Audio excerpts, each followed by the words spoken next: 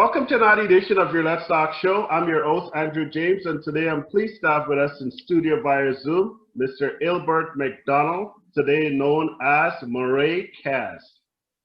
Hey, Andrew, it's a pleasure being on the program for the first time and looking forward to even having more opportunities here. Very good. I know you, 20 years ago. So much has changed. I mean, you still look the same. You still look like the good old Zazu that we know from 20 years ago. Good to see you. Good to see you. So glad that you can, take some time out to be a part of our show. Mr. Moreh, can you please tell us a little bit about yourself and your time and your experience as it relates to Mackenzie High School, please? Oh, for sure. When I think of Mackenzie High School, there's so much memories, fun memories, lessons that are unforgettable.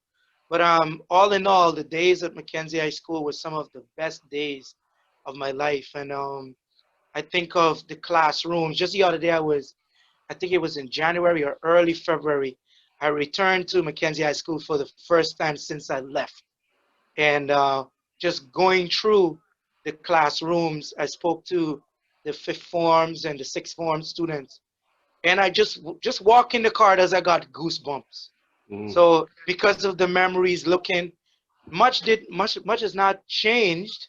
I mean, the classroom settings is the same, the buildings are the same, but the vibes just brought back tremendous memories. And for me personally, going in there and giving a contribution back, giving back to the students was very, very gratifying.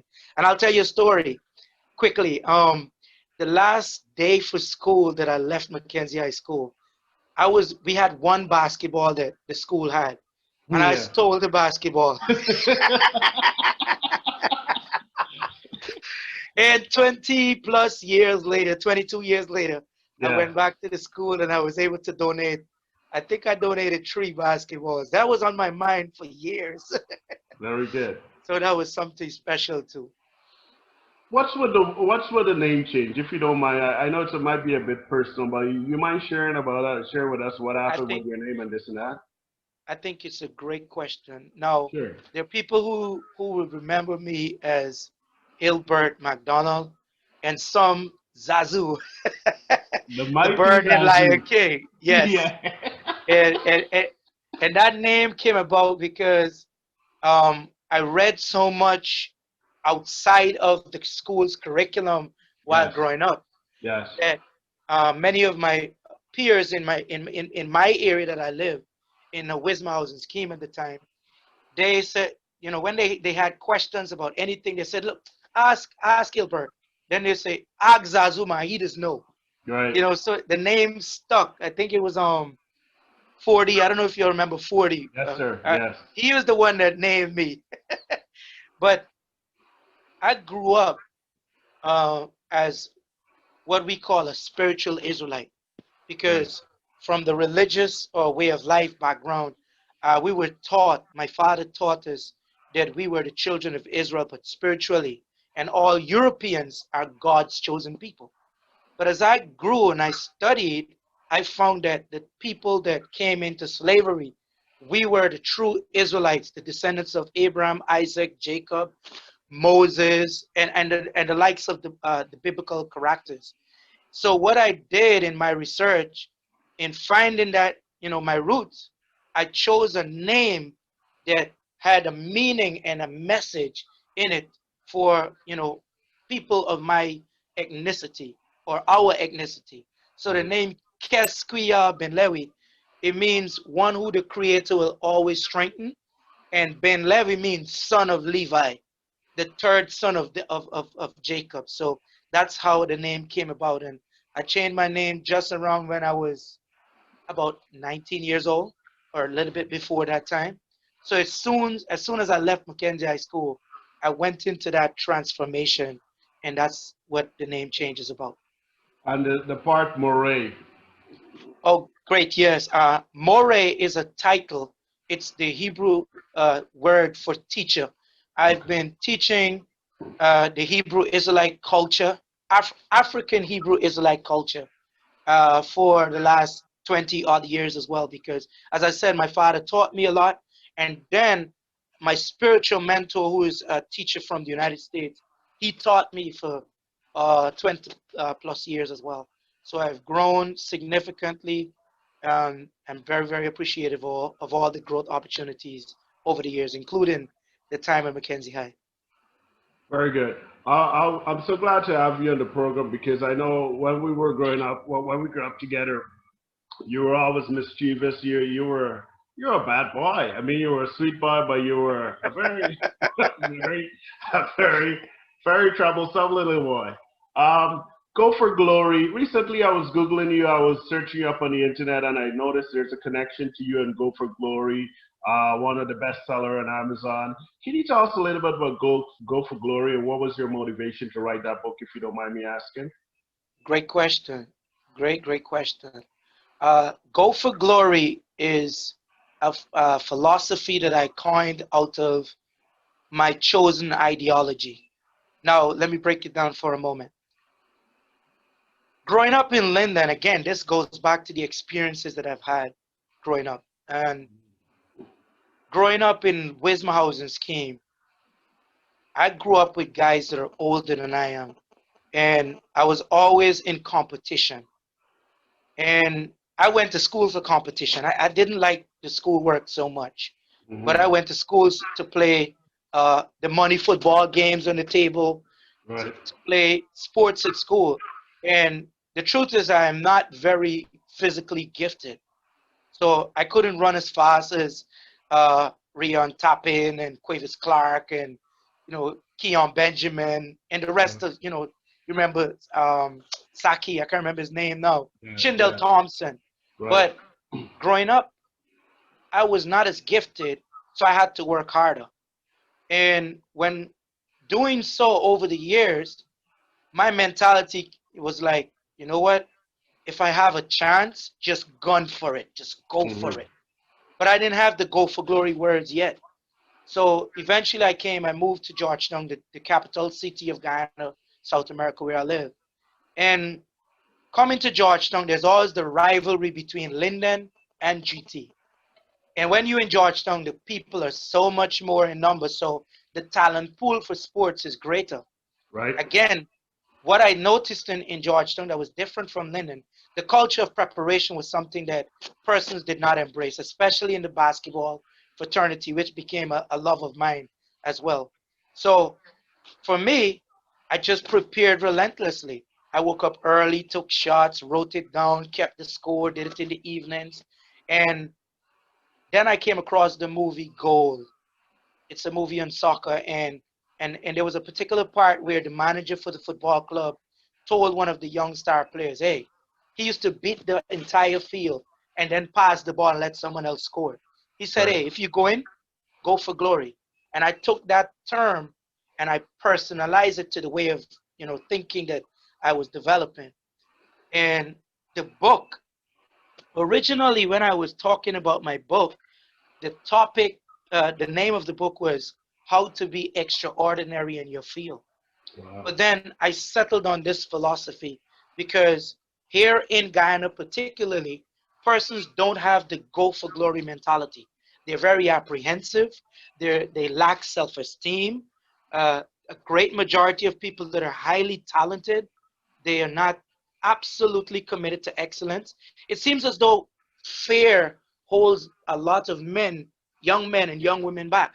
So this became something that I wanted to be a change agent with, and that's how the book Go for Glory came into being. Excellent job. I'm personally impressed with the transformation from the Mackenzie High School days to the current uh, transform Moreh Kezqweyah. Moreh Kezqweyah, yes. Moreh Kezqweyah, very good. For any of our classmates that's looking that want to support your venture and get a copy of your book, can you tell us how we can go about doing so? And if possible, are you open to the concept of perhaps giving away a couple copies, let's say one or two, or I'm not sure how much resources you have. And if it's all, you can just throw it out as a little competition. So, someone wanted to read your book, Go for Glory, can you have an opportunity to do so? Most definitely, I'd be delighted to do that. You have something of the sort with five persons that give five tablets. The first persons, five persons that give tablets. We could give out five free copies, physical copies of Go for Glory to those persons. So It can that be sent, it can be mailed to you, or we can arrange for it to be uplifted. So that's promoting. I guess Gordon Mosley is running with this whole concept of presenting tablets to the schools. So I guess you are going to collaborate with Gordon and see how we can work in rewarding the first five people who donate a tablet gets a free copy of this Go for Glory. Um, in, Wonderful. in terms of other folks who would like to get a copy, can you tell us where it's available and how they can get it if they're not so lucky to be the first five? Physical copies, you can contact me directly. Also in Guyana, um, we have books in Austin's bookstore, um, Hallmark, the gift store, and Giftland, the Giftland Mall. We've already had over 1,000 books sold in Ghana, and if it's more convenient for you, you can buy online on Amazon. We've already sold over 3,000 copies. Particularly, most of the books that were sold were bought in Europe, and that's the thing that was amazing, was gratifying, but at the same time, it was a little disturbing because value, things of value. The Europeans, they eat it up. So in 2 days, they bought over 2,500 books. And in when the pandemic started, there was a downturn in terms of number of books being sold. And Right. then by April, it started to pick up again. And in Greece, in Italy, in Sweden, in Japan, in Australia, I was appalled. I was very surprised that persons picked it up that quickly, and then it gathered momentum from there on. So I'll be very, very delighted to give away books to persons that would use it and take the value and also add value to others. Because if I may carry on a little bit, the book was written, and this is the book here, Go Very for good. Glory. Yes, the book was written. I try to write a book that would be relevant 100 years from now. Mm. In this sense that the book is like a manual or a journal. So at the end of every chapter, there's some lines, accountability lines. So, for example, there's a topic in the book. Um, it's focused action, and the book was written in 3 sections. So, focus action is section 2, and under focus action, there's narrow your vision. So in narrow your vision, in other words, focus and commitment to what really matters at this time. At the end of the chapter, it clarifies for you, or help you to clarify for yourself, what areas will you focus on over the next 7 to 90 days and execute on. So people may have 100 goals, but then what will you prioritize? And again, this is an area that causes most persons that have goals and dreams to falter because they don't know where to start. They don't decide this is what should be prioritized and at this time, over this time frame, and hold themselves accountable. So this is how it's written, and the intent is to let this be a manual for young men, young women, and even older men and women, so that they can fast track their own achievement on this, in their lifetimes. Nicely said. 180 pages. Do you mind telling us a little bit about the cost? I don't want to be presumptuous, but for people viewing and people wanting to support you, I want to impress upon all of our classmates that's watching this podcast or this video to go to Amazon, go look for Go for Glory, and support our classmates. Tell us about the cost if you don't mind me asking.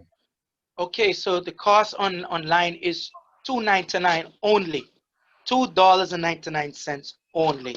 We could have bumped the price up a while ago, but this is the get in price so that we could get into the market space. And the intent, because currently I'm working on 2 other books, and my intention is to be ready to have those ready for the market next year. It was to be this year, but because of the pandemic, we've delayed it. and we will be working on these for next year. And the value in those books will be much more than this first book, but it's only $2.99. The physical copies are 3,500 Guyanese dollars, Guyana dollars, and there are persons that pay me $10,000 for the book. Literally, 50 US dollars.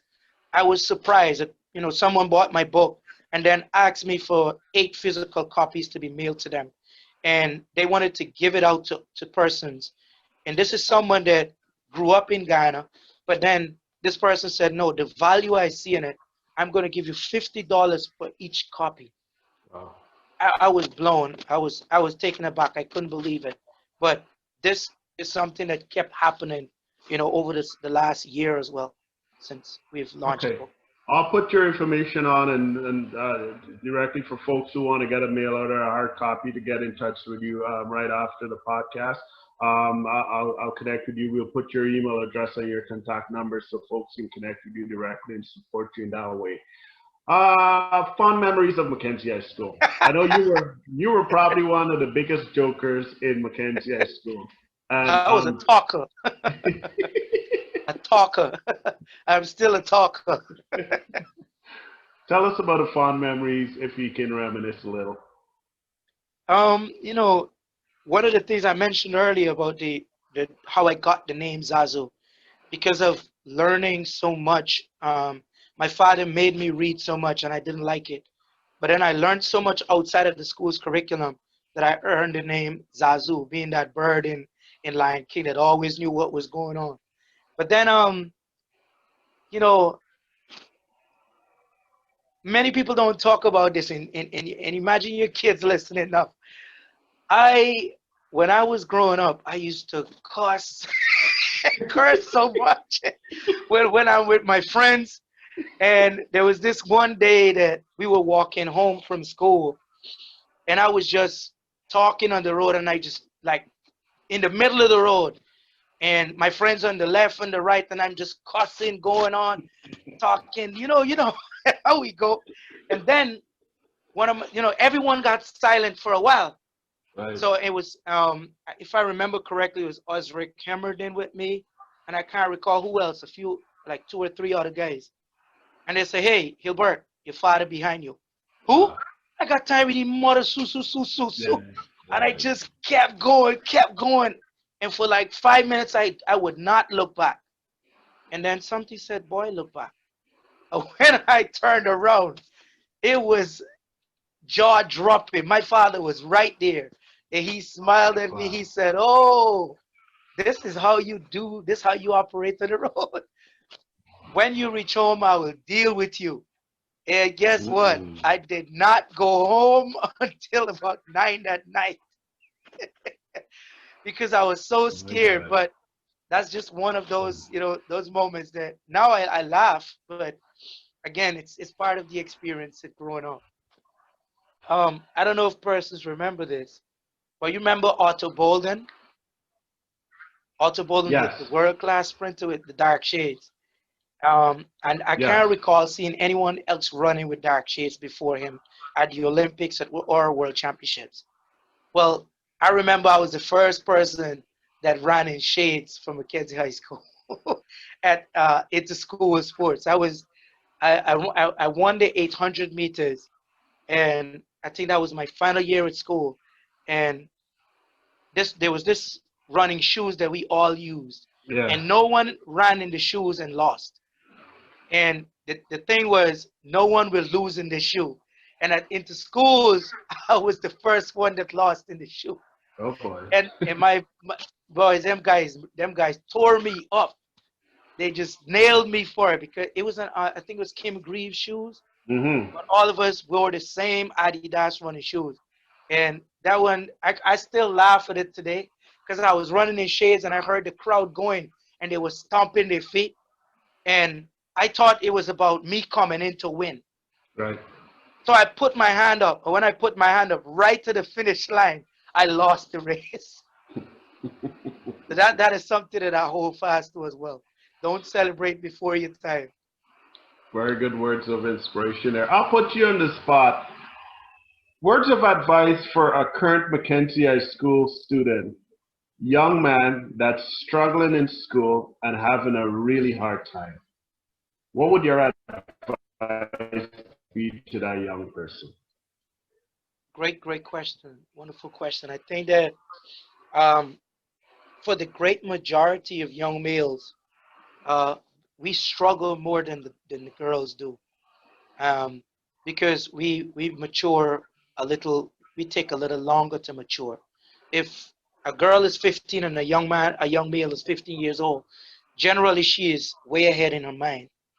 And my advice for young males would be get mentorship. In other words, find an older person that will help you work in your strength zone. Find an older or more than one older persons that can help you find your way, help you stay on your path, be accountable.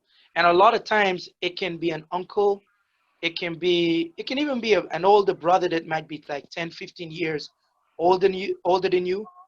It can be a teacher that really see potential in you, someone that is a cheerleader and that would be able to see your strengths. I remember for me, and it was so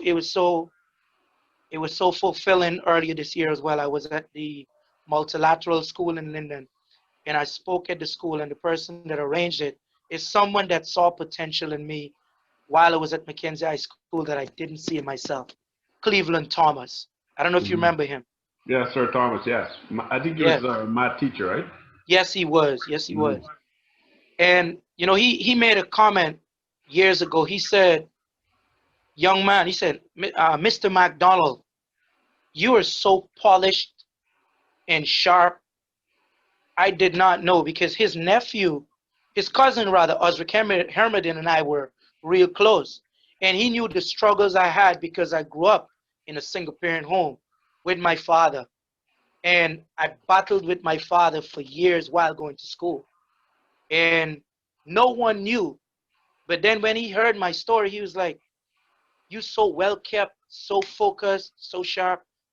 I can't believe that you were going through the things that you were going through." And that made me believe in myself. Even though I was a talker and had tremendous self-confidence in certain things, that skyrocketed my self-confidence to new levels. It made me see myself as, hey, I could be a breakthrough guy. I could do things that people don't think I can do. But if Sir Cleveland Thomas did not say those words to me, maybe Go for Glory would not be what it is today. Maybe I would not be a leading figure because in the fitness industry in Ghana, I've been able to make a mark in this industry and be well known for it here in Ghana. If he didn't mention those words, say those words, I would not have been a daredevil to the level that I've been able to do things at this stage in my life. So for a young man, I would suggest get mentorship, and particularly this is for the Afro Guyanese group. Particularly, we lack mentorship in our society. Usually, the parents shoulder the responsibilities of raising the children, but it takes a village. It takes a village to raise a child. You need more role models. You need more persons clapping and cheering for you so that you can go out there and succeed. And this is one of the things that's in the book as well that I wrote at length on. Moreh Kezqweyah. Who would have thought from a cuss bird to a resounding author, businessman, motivational speaker, a leader, a true inspiration. Um, this is what I think life is all about. It's not where you start, but it's where you finish. And Mm, I so much, I'm in love with your book. I have a copy, but I do plan on buying more. And I want to encourage everyone that's listening to this podcast to support Go for Glory. Buy it. Let's support our classmate. It's a good book. It's an affordable price. I I still can't get the difference between the $299 and the $3,500. Can you break that down so I get it? And for someone who's as confused as I am, what's the difference? Okay. The cost of the book to produce a physical copy made made the price rather this high, because what I wanted to do particularly in Guyana was to produce the book in Guyana, print it, the editors. I did not want to go regionally or internationally, because it's much cheaper to produce the book in Trinidad or the United States. But I really wanted to let it be said, this is a book done in Guyana by a Guyanese, because of the perception, the negative perception of Guyanese. So I wanted it to be something that is a high quality product that is filled with value and also very much to the point. And it would be, I want it to be something that when you get the physical copy, you would hold it as a prized possession. So the price on it, that's the reason why the physical copy is as high as 17 US dollars. And the price on Amazon is to make it easy for it to be bought and read. And again, it's the getting price for my first book, because in the authorship industry, when you're not known, it's one or two things you can do. You can come out with a very expensive book and make people really wonder, why is this book so expensive? Or you can use a get-in price that is not very expensive, so that more persons will get access. And when they read the content, they will put a value, a greater value on your name because of tasting. In Ghana we say taste and buy. Right. So when they get this taste, they will definitely buy. And the funny thing is, many Guyanese that bought the book online, they still ordered the book, the physical copies, Very good. and that was good. Nicely said. It's my sincere desire that all of our classmates are going to support us. I think it's important that they do, and together we can make a difference. Just run up against time. In closing, what do you think we can do as a group to influence change in the life of one Mackenzie High School student? Be available as mentors, and I think I touched a little bit on it.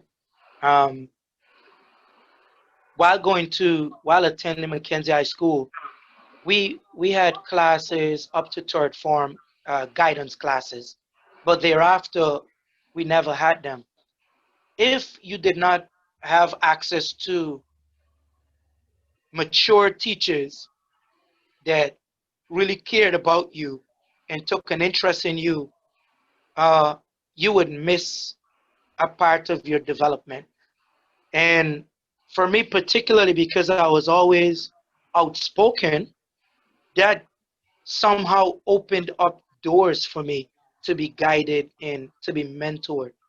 I've been mentored by one of my uncles, and he's a businessman. That's an education by itself. I've been mentored, the indie curry. Mm-hmm. You ever heard of the indie curry? Yep. It, it was a man, he died. He was my mentor. He died at age 79 last year. Or I think it was 2018 actually, he died. And I came into contact with him because of providing physical training services to him. And the mentorship for approximately 2.5 to 3 years that I received under him broadened my vision and perspective on life and wealth, the need for wealth building and economics for us as Afro-Guyanese, particularly, more than any person I'd ever met.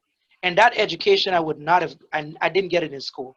And I don't think that I know anyone that in our peer group that got a perspective of wealth building and the need for economics, that in our community, that I can say, hey, we got it at school. And also I have a spiritual mentor who's in his 70s, someone that, you know, it's very common, even growing up, persons saw marriage as something, young men, oh, we can get locked down. You know, when you get married, you can't explore anymore.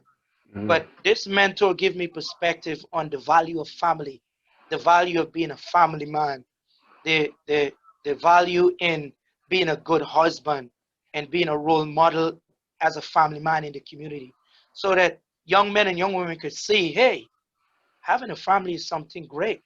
And as you grow older, when you're raising children that see you as a father, that take care of your responsibilities, that is a leader in your community, and you father not only the children that you help to bring into the world, but other children. It's a whole different perspective. Life has more meaning and value, and it gives you broader perspective. Again, without mentors, my outlook and my I would say my personal transformation would not be what it is. So that mentor, his name is Kohen Mikhail. He's an author as well.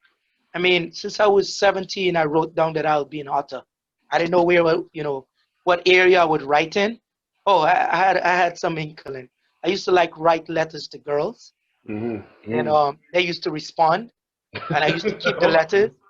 So I was keeping some of those letters, and I said, one day this will be a book. But that led to some trouble later on too. So imagine your girlfriend finding 50 letters that you and somebody and a few others wrote to each other.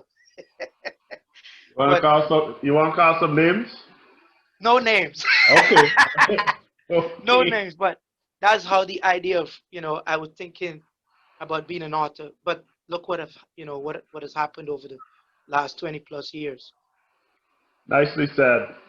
Moreh Kezqweyah, on behalf of the Mackenzie High School Alumni Association North American Chapter, I want to take this opportunity to thank you very much for sharing your time with us and telling us more about Go for Glory. It's my open prayers that we will be able to sell at least 1,000 books based on this podcast. Thank you very much. God bless you, and I appreciate all that you're doing in the community of Linden and in the country of Guyana. I'm grateful, very, very thankful, Andrew. And it's a pleasure seeing your face, hearing your voice. And I look forward to being of help to our alumni, our association in years to come. Cheers. God bless you, and God bless the work you're doing. Good night. Thank you.